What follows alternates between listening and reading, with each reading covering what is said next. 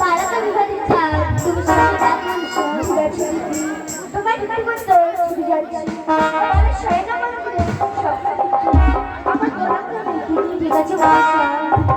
আমার মশা বলছিলাম ওই বাড়ির সৈন্যপতি স্বপ্নতে দেখি আমার মনসা গো আমার যুক্তি মতো কাজ করে কিনা কিছুক্ষণ আমি বিশ্রামে যাই